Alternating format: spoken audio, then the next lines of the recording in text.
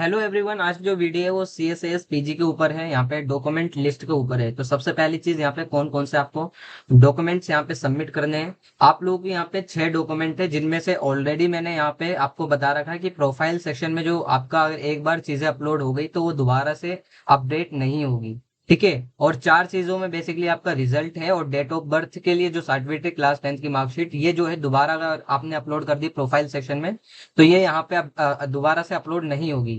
तो ये जो 4 सेक्शन है यहाँ पे, पहला सेक्शन है फोटो का, सिग्नेचर का और रिजल्ट का, और चौथा सेक्शन है मार्कशीट का। ये जो चारों सेक्शन है ये आपके जो है बेसिकली यहाँ पे क्या है, आपका जो प्रोफाइल सेक्शन है ये वहां पे अपलोड होंगे। यहाँ पे आप लोग देख रहे हो अभी यहाँ पे अब मैं दोबारा से अपलोड नहीं कर सकता, ये ध्यान रखना। ठीक है। CUT PG के रिजल्ट की स्क्रीनशॉट लेना, देन उसका स्क्रीनशॉट यहाँ पे आप लोग लगा सकते हो प्रोफाइल सेक्शन में। मैंने ऑलरेडी वीडियो बना रखी है कि फॉर्म कैसे फिलअप करना है, तो वहां पे आपको समझ में आ जाएगा कि आपको किस तरीके से डॉक्यूमेंट सबमिट करने हैं। ठीक है। तो ये 4 डॉक्यूमेंट है। अब यहाँ पे 5वां डॉक्यूमेंट क्या है, जो आपको प्रोफाइल सेक्शन कंप्लीट करने के बाद डॉक्यूमेंट लिस्ट में जब आप प्रेफरेंस सिलेक्शन करते हो उसके बाद ये ऑप्शन आता है। इसमें ऑप्शन क्या है, पहला है दिल्ली यूनिवर्सिटी। दिल्ली यूनिवर्सिटी आप कहीं से भी पास आउट हुए हो, जहां से भी आपने ग्रेजुएशन करी है, जिस भी यूनिवर्सिटी से, उसकी मार्कशीट चाहिए।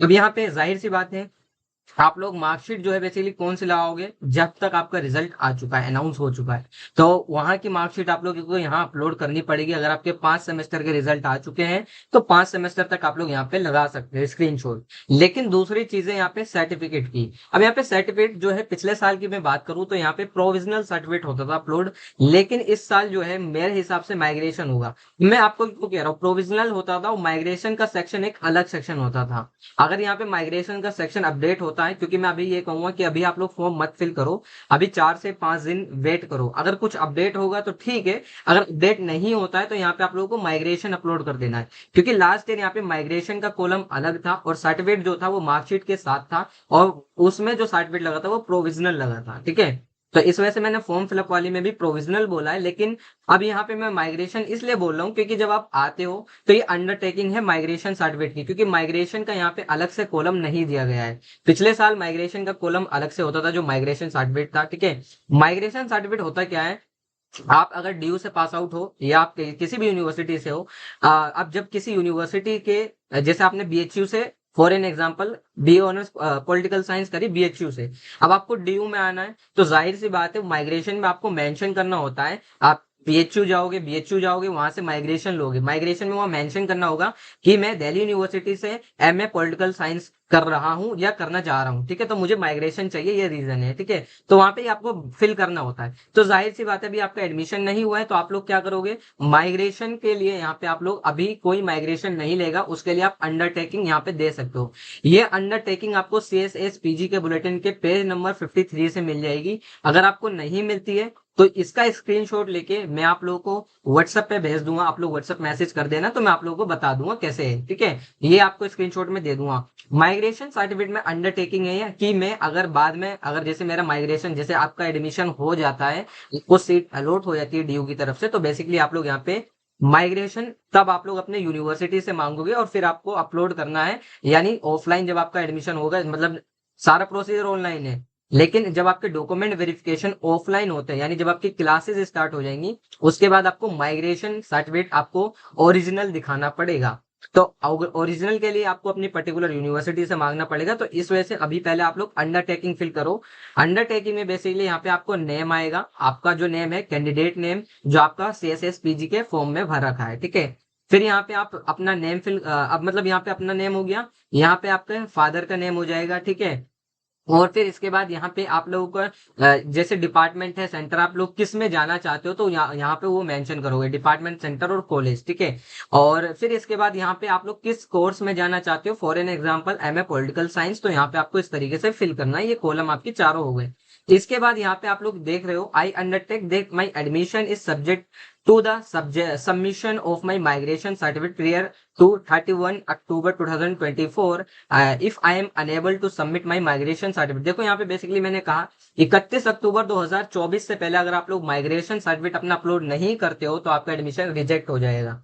अब ध्यान से मेरी बात सुनो, अभी है क्या, अभी आप लोग अंडरटेकिंग फिल करो, क्योंकि आप लोगों का सभी को पता है अभी आप लोगों का सेमेस्टर कंप्लीट नहीं हुआ है। अभी आपकी ग्रेजुएशन कंप्लीट कब होगी? लगभग जुलाई में, ठीक है। मैं हर यूनिवर्सिटी की बात कर रहा हूँ, डीयू की जून तक कंप्लीट हो जाएगी, रिजल्ट वगैरह हटा हटा के तो जुलाई तक वो खींचेगा, ठीक है। लेकिन यहाँ पे इन्होंने लास्ट डेट 31 अक्टूबर रख रखी, ये ध्यान रखना। इससे पहले आप लोगों को अपने पर्टिकुलर यूनिवर्सिटी से माइग्रेशन लेना पड़ेगा, ठीक है। आप जिस यूनिवर्सिटी से हो, अब ये मैंने आप लोगों को दोबारा बता दिया, माइग्रेशन अभी आपको अपने कॉलेज से नहीं लेना और आपका कॉलेज अभी देगा भी नहीं, ठीक है, क्योंकि अभी आपको सेमेस्टर चल रहा है, ठीक है। जब आपका एंड हो जाएगा उसके बाद माइग्रेशन में डिटेल आपको फिल करनी होती है कि आप किस यूनिवर्सिटी में जा रहे हो, तो ये चीज होती है माइग्रेशन के अंदर।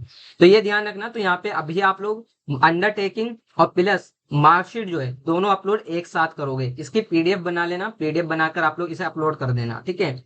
अब यहाँ पे एक अलग से सेक्शन आया है, वो अलग से सेक्शन क्या है कि अंडरटेकिंग है मिनिमम एलिजिबिलिटी क्राइटेरिया की। अब यहाँ पे आप लोग आते हो, नीचे स्क्रॉल करोगे तो ये अंडरटेकिंग है जो पेज नंबर 54 में है, ठीक है। और यहाँ पे आप लोग अपनी डिटेल फिल करोगे, अपना सिग्नेचर कैंडिडेट मतलब आप अपना सिग्नेचर कर देना, प्लेस में दिल्ली हो जाएगा और डेट आपको फिल कर देनी है। और यहाँ पे आधार कार्ड का नंबर है या पैन कार्ड है या पासपोर्ट है, ड्राइविंग लाइसेंस है, इनमें से उसका नंबर यहाँ पे आपको मेंशन करना पड़ेगा, ठीक है। और यहाँ पे मिनिमम एलिजिबिलिटी क्राइटेरिया की ये अंडरटेकिंग है, यहाँ पे भी सेम इसी तरीके से फिल होगा, ठीक है। और यहाँ पे आपका नेम हो जाएगा, फिर आपके फादर का नेम हो जाएगा, फिर यहाँ पे आपका एनरोलमेंट नंबर, आप जिस भी यूनिवर्सिटी से पास आउट हो या जिस भी यूनिवर्सिटी में अभी आप लोग एनरोल हो, क्योंकि मैंने कहा अभी बच्चों के क्या है, जो आपकी ग्रेजुएशन है वो कंप्लीट नहीं हुई है, ठीक है।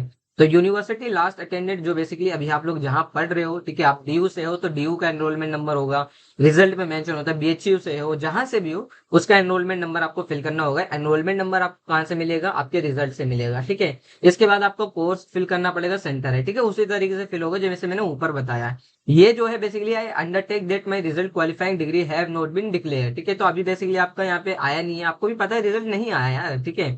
तो ये सारी चीजें हैं। और बाकी एक चीज है कि आपने मिनिमम एलिजिबिलिटी क्राइटेरिया फुलफिल कर रखी है। मिनिमम एलिजिबिलिटी क्राइटेरिया लाइक आप लोगों ने बुलेटिन वगैरह भी पढ़ रखा है, और आप अगर अनरिजर्व्ड हो, ओबीसी नॉन क्रीमी लेयर हो या ईडब्ल्यूएस से हो, तो आपके 50% से ज्यादा मार्क्स है ग्रेजुएशन में, तभी आप लोग एलिजिबल हो। को सीयूटी पीजी तब भी देना है, ठीक है, सीयूटी पीजी में आप लोग तब भी देना है, लेकिन मिनिमम एलिजिबिलिटी ये है कि ग्रेजुएशन में अगर आपके 50% से ऊपर है जब भी आप लोग एप्लीकेबल हो। अगर 50% से, फॉर एन एग्जांपल, अगर आप अनरिजर्व कैटेगरी जनरल से हो और आपके 45% है ग्रेजुएशन में, और आपका सीयूटी पीजी का स्कोर जो है बहुत अच्छा आया कि आपका एडमिशन भी हो जाएगा ड्यू के अंदर, लेकिन आपके ग्रेजुएशन में 45% है, जनरल कैटेगरी से बिलोंग करते हो जबकि, तो आपका एडमिशन नहीं होगा, ये ध्यान रखना। तो ये आपको ध्यान रखना है, मिनिमम एलिजिबिलिटी में 50% से आपके ग्रेजुएशन में ऊपर नंबर होने चाहिए, और फिर इसके बाद आपकी सीयूटी पीजी का जो स्कोर होगा वो आपका क्या होगा, एक उसी के बेस पे मेरिट बनेगी, ठीक है। और अगर आप लोग एससी एसटी और पीडब्ल्यूबीडी से बिलोंग करते हो तो मिनिमम एलिजिबिलिटी आपके 45% आपकी होनी चाहिए ग्रेजुएशन में, ठीक है। तो ये चीजें I undertake that I shall submit marksheet और डिग्री स्टार्टिंग द फुल, ठीक है, एलिजिबिलिटी क्राइटेरिया, यहाँ पे सारी डिटेल है। बाद में आपको सबमिट करना पड़ेगा मार्कशीट वगैरह, जब आपकी आ जाएगी 6 सेमेस्टर की, सारी चीजें आपको दिखानी पड़ेगी यहाँ पे, ठीक है। जो भी आप डॉक्यूमेंट सीएसएस पोर्टल पे सबमिट करते हो वो डॉक्यूमेंट आपके पास प्रूफ होने चाहिए। आपका एडमिशन तो हो जाएगा मेरिट बेस पे, ठीक है, मतलब सीयूटी के जो आपके स्कोर बनेंगे उसी की जो मेरिट बनेगी, तो अगर एडमिशन हो जाता है, कंफर्म अलॉट हो जाती है सीट, फिर उसके बाद जब आपका कॉलेज ओपन होता है, नया सेशन स्टार्ट होता है, तो उसके बाद यहाँ पे क्या होता है, पर्टिकुलर आपका कॉलेज है, डिपार्टमेंट है, यूनिवर्सिटी है, जो भी आपको मिलता है वो आपके क्या कहेगा, वेरीफाई करवाने को डॉक्यूमेंट, और सारे डॉक्यूमेंट जो आपने पीजी पोर्टल पे अपलोड कर रखे हैं, मतलब सीएसएस पीजी पोर्टल पे, वो सारे डॉक्यूमेंट आपको ऑफलाइन दिखाने पड़ते हैं, ठीक है। तो ये चीजें, बाकी आपका यहाँ सिग्नेचर हो जाएगा और एक गवर्नमेंट आईडी का आइडेंटिटी नंबर हो जाएगा, प्लेस दिल्ली और डेट आपको फिल कर देनी है, ठीक है। तो ये आपके दो डॉक्यूमेंट है एडिशनल जो मैंने आपको बता दिया। पेज नंबर आप लोगों को मैंने बता दिया, पेज नंबर है 54 और 53। ये दोनों अंडरटेकिंग आपको ध्यान रखनी है, ठीक है। मिनिमम एलिजिबिलिटी क्राइटेरिया में सिलेक्ट फाइल करके आप लोग लगानी है, ठीक है। और माइग्रेशन के लिए आप लोगों को यहाँ अगर देखो, यहाँ पे माइग्रेशन का एक अपडेट होता है तो ठीक है, अगर माइग्रेशन का यहाँ पे कॉलम अपडेट नहीं होता है तो फिर यहाँ पे आपको यहाँ पे भाई अपलोड करना पड़ेगा माइग्रेशन का। लेकिन लास्ट ईयर भी मैं बताऊं तो माइग्रेशन का जो कॉलम है वो 2 से 4 दिन बाद ही आया था, तो क्या पता इस साल भी, क्या पता माइग्रेशन का दोबारा से एक और कॉलम दे दे। अगर कॉलम आ गया तो ठीक है, आप अलग से उसे सिलेक्ट फाइल करके लगाओगे। और अगर माइग्रेशन का कॉलम नहीं आता है तो बेसिकली आप लोग क्या करोगे, इसी में यहाँ पे जो सर्टिफिकेट आपको दिख रहा है, बोथ मार्कशीट एंड सर्टिफिकेट, यहाँ पे आपको अपलोड करनी पड़ेगी।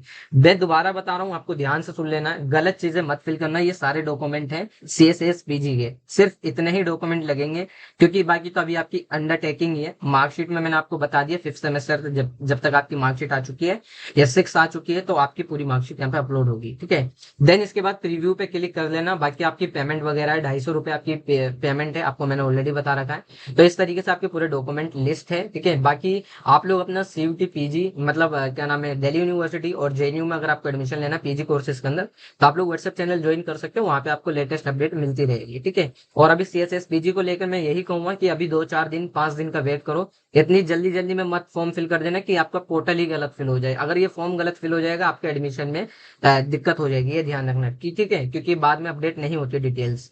तो ये ध्यान रखना। बाकी अगर आपकी कोई क्वेरी रहेगी तो आप मुझे इंस्टा व्हाट्सएप मैसेज कर सकते हो।